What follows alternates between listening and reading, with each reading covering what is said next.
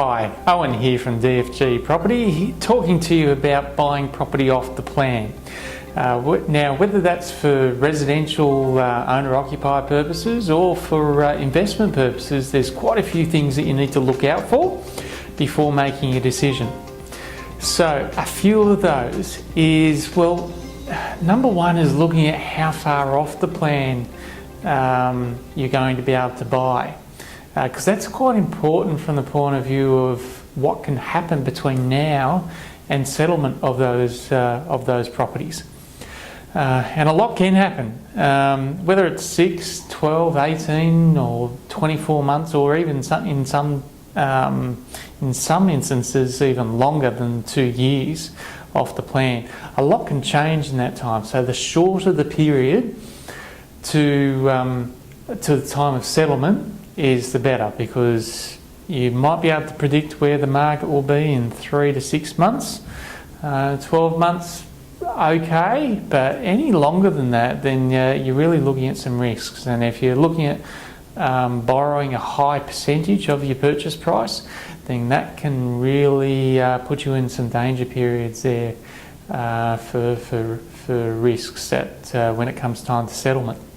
Hopefully you do well by buying a property that goes up in price and goes up in value by the time settlement happens. So that's always a good thing. But what should you be looking for in terms of the type of property? And it really comes down to what you would look at in general for any type of property. With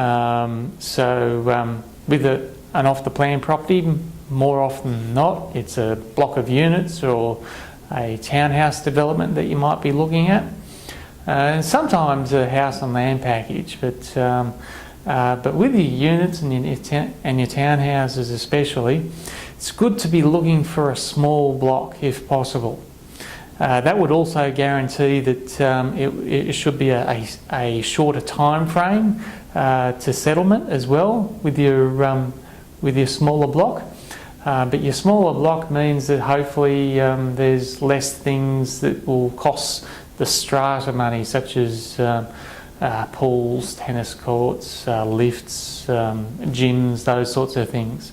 They're all nice to have in a development, but they cost money. And they're all administered by the strata managers, so that's going to cost the body corporate money.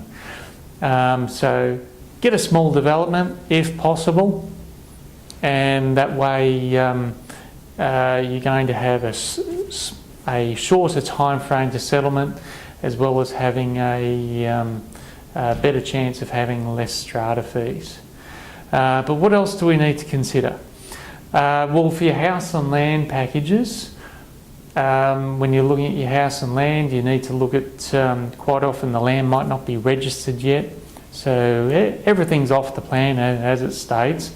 But as with your units and your townhouses as well, you have to look at what the builder is going to include in terms of fixtures and fittings. And all of that should be laid out in the contract, but and a lot of it will be in the marketing material.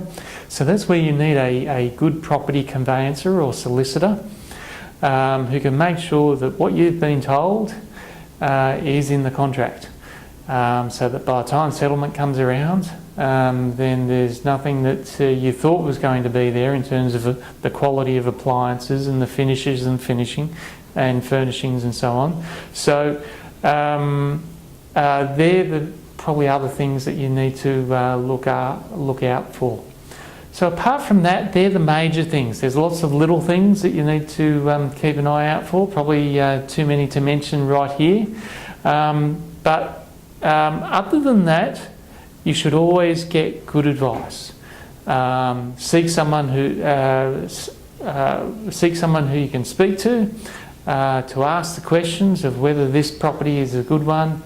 So speak to a good agent, find one. Or if you have any questions and would like to contact us, please feel free to give us a call or speak to us through our website, www.dfgproperty.com.au, and contact us through our email address or phone number. So thanks for listening in now, and hopefully we hear from you soon. Thanks.